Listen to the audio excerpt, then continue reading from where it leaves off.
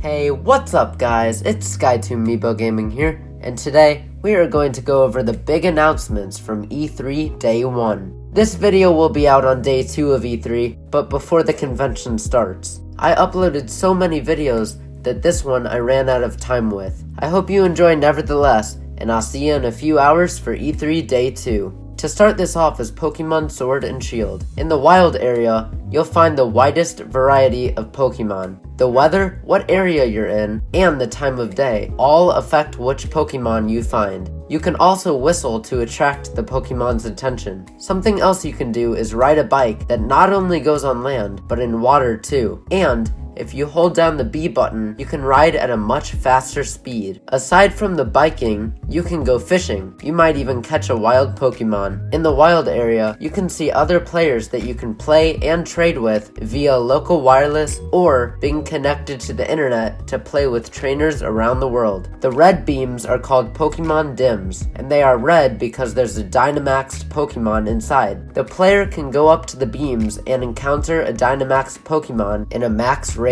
battle. Now, to The Legend of Zelda Link's Awakening. In the game, we are told of something called the Color Dungeon. Basically, you solve puzzles and try to get out. There could even be some enemies waiting for you inside. When you finish, it unlocks a room with a lot of rupees. Another kind is called the Chamber Dungeon. If you complete one, you get a piece for each room you clear and can rearrange them to make your own. When creating a Chamber Dungeon, you need to have an entrance and a nightmare, which is like an enemy. You also need to make sure all the doorways are connected to other doorways. Here's a look at a boss battle. There's all different ways to defeat them. It's not like Mario, who has to jump on the boss 3 times and then they're defeated. This has a bit more strategy involved. When you finish a dungeon, you can see your clear time and try to beat it to set a faster time whenever you want. Get this, we're getting a Link's Awakening amiibo. What the amiibo gives the game is an enemy option called Shadow Link. Shadow Link chases you through the rooms of the dungeons. If you defeat him, you'll get a ton of rupees. To also note, any other Legend of Zelda type amiibo will work in the game. Next up is Marvel's Ultimate Alliance 3, The Black Order. Here, we learn that pressing X or Y is your light or heavy attack buttons, and the R button engages a special ability. Each of the enemies have a hit point meter and a stagger gauge. They also drop items when defeated. You can use different characters to work together too. For example, Iron Man can shoot an energy beam at Captain America's shield that bounces off and can hit enemies. There's also one with Thor where he can electrify one of Storm's tornadoes and the lightning can hit enemies. So there's all kinds of cool character power combos to try out. You can switch characters by going to the Hero Select screen. Something new in the game, aside from past Ultimate Alliance games, are Infinity Rifts. What they do is lead to Infinity Trials, which are like side missions. Shield points are restart points if you die. Basically another name for a checkpoint. And Ultimate Alliance Extreme is where your characters combine their powers to form one massive hit, mainly used to take down a boss, like this. So this is pretty cool. This room is called the Danger Room, and it changes how the environment looks automatically, which can make for some fun gameplay locations. Moving on to Super Mario Maker 2. Something interesting is that the title screen acts as a level you can play before you begin, which is a really great feature. If you go to the main menu and press Yamamura's Dojo, you can learn how to make better courses with maker lessons, or you can see Mario's moves. What's so cool about the Mario's Moves tab is that since Mario has different styles of worlds to choose from, it gives you a long list of different movements for each world style. Then, in the Maker Lessons tab, you can learn all types of different ways to be creative. The lessons include beginner, intermediate, and advanced, and they show videos to help you learn how to create a great course. Next thing to point out is at the bottom left corner is something called parts. How this works is if the game sees you struggling with a level, it gives you items that you can place while playing the level, so it makes it a little bit easier to beat. Now for Luigi's Mansion 3, we get to see some of his movements. You can use the strobe bulb by pressing A, which stuns ghosts, leaving them open for attacks. If you hold down A, it charges the strobe bulb up to target a wider area. To pull pull a ghost into the Poltergast G00, you hold ZR, and to blow air out, you hold ZL. To activate the burst button, you press ZL and ZR at the same time, which then helps Luigi blow ghosts away if he's being surrounded. During your gameplay, you have to defeat ghost bosses who have the elevator buttons that you need to advance to higher floors.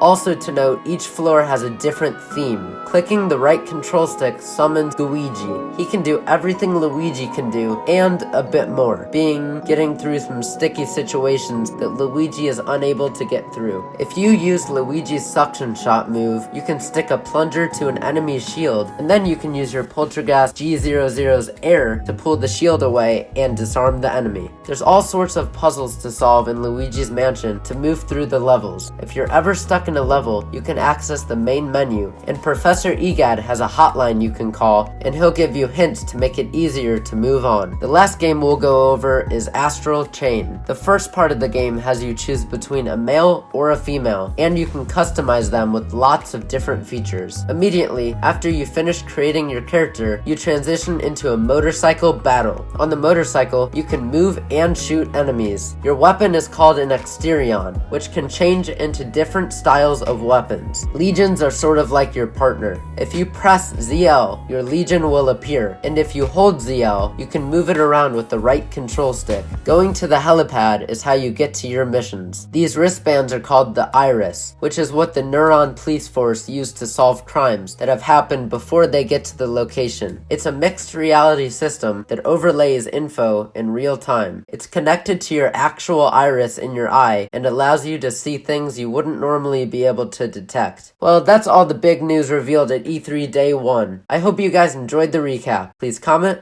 like, subscribe, and share, and I'll see ya in the recap for E3 Day 2.